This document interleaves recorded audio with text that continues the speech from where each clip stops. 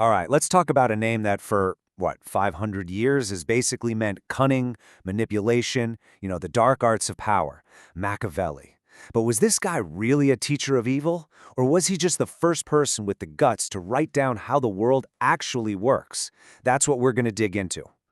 You've probably heard this one, right? It's his most famous line, and it still kinda sends a chill down your spine. It is better to be feared than loved, if you cannot be both. I mean, wow. That just seems to fly in the face of everything we're taught about being a good person, about working together. And right there, that's the core of it all, isn't it? Is that just the most cynical thing you've ever heard? Or is it a cold, hard, brutally honest take on how people and power really operate? That's the big question we're tackling today.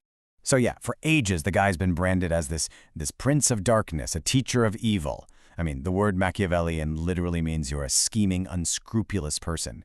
But here's the kicker. That popular image might completely miss the point of what he was trying to say. Okay, so this is absolutely crucial to understand.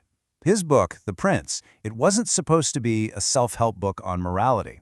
It wasn't about how a leader should act in a perfect world. Nope, it was a pragmatic playbook, a how-to guide based on what he saw happening all around him, how power was really won, how it was kept, and how it was lost. It's all about what is, not what we think ought to be. All right, let's break down his first big lesson. Pretty much everything Machiavelli talks about is built on this one single idea. You have to understand human nature. And for him, that meant seeing people for who they are, not who you wish they were. And this chart, it just nails his core belief. Think about it. People will give you all kinds of fancy, noble-sounding reasons for why they do things. But Machiavelli would argue that if you look underneath, the real driver is almost always self-interest. And that gap, right there, between what people say and what they do, that's where a smart leader has to operate. So why should you care about this now? Well, because it's the bedrock of any real strategy. I mean, if you're in a negotiation or you're trying to get your team motivated, sure, you can talk about shared values, and that's great. But if you want something that works consistently, appeal to their self-interest. You always have to be thinking, what's in it for them? Okay, so if we accept that people are basically self-interested, how does a leader keep things from falling apart? Well, that brings us right back to that famous quote about fear and Machiavelli's whole take on how you deal with just random, unpredictable luck. Now, check out the logic here, because it's fascinating. Machiavelli wasn't some monster who loved fear. He was a strategist. He looked at it like this. Love is based on a feeling of obligation, and since people are self-interested, they'll break that bond the second it's inconvenient for them. But fear? Fear is all about the consequence of punishment, and that's something the leader controls directly. It's just a much, much more reliable tool for keeping power.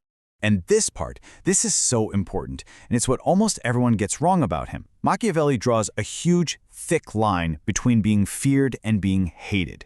Being feared means being respected. It means people know there are consequences if they step out of line. But being hated, that comes from being cruel and unfair, and that is the absolute most dangerous thing for a leader because it gives everyone a fantastic reason to team up against you. Okay, but a leader can't control everything, right? So what do you do about all the random chaos in the world? Well, Machiavelli had a very specific way of thinking about the stuff that's just out of your hands. He had a name for this unpredictable, chaotic element, Fortuna, or fortune. He pictured it as this wild, raging river, or maybe a goddess who changes her mind all the time. You can't stop the river from flooding, but you can build dams and walls. His point was, you can't count on fortune to be kind, so you have to meet it head-on with boldness and preparation. And his weapon against fortune was something he called Virtù. Now hang on, this isn't virtue like being a good person. For Machiavelli, Virtù is this powerful mix of skill, smarts, audacity, and just the raw courage to make a move. It's about your ability to grab the steering wheel of fate and drive, instead of just sitting in the passenger seat and hoping for the best. So you've got to be a realist about people, and you have to be bold in your actions. But what kind of personality should a leader have?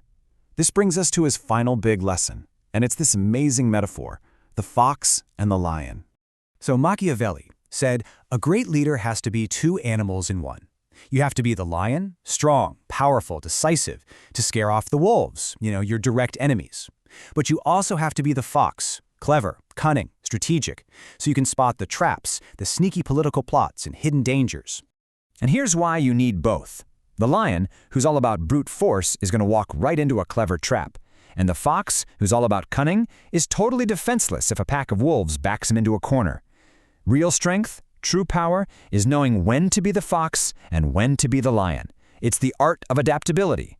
Think of the tough but fair manager, or that negotiator who can be incredibly charming one minute and then draw a rock-solid line the next. So, let's bring this all home. What does any of this mean for us today? I mean, how do these 500-year-old ideas from Renaissance Italy apply to a world of startups, boardrooms, and social media?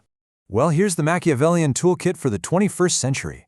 And look, it's not about being evil. It's about being effective. It's about seeing the world with clear eyes, realism, not idealism. It's understanding that respect, and yes, even fear, are powerful tools of influence. It's about being adaptable enough to know when to be cunning and when to be forceful. And above all, it's about taking bold, decisive action to make your own luck instead of just waiting around for it. And that really leaves us with one last, big, provocative question to chew on. Machiavelli's world was packed with strategic players, all fighting for an advantage. Is our world really all that different? So think about this. In a game where so many people are playing strategically, what's more dangerous? To understand these rules of power or to pretend they don't exist?